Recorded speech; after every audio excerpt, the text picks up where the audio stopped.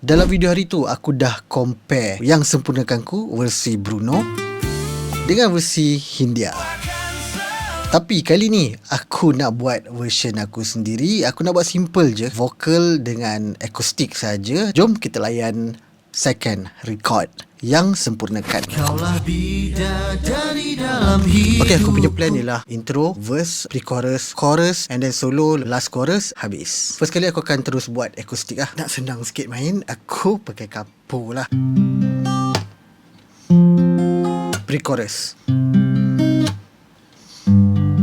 chorus, solo. So sekarang kita double semua daripada awal sampai habis.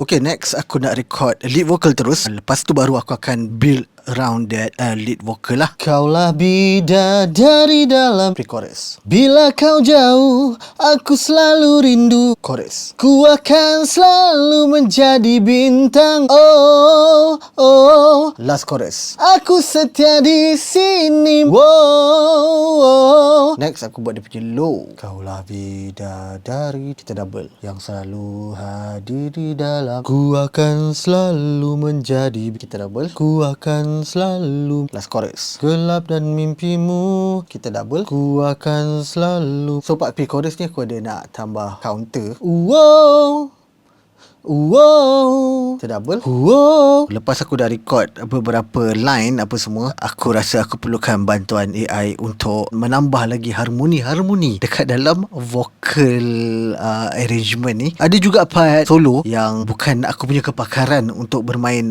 saxophone. Aku gunakan bantuan AI. Dan kalau korang nak tengok result gabungan antara aku dengan AI, korang boleh tunggu next video.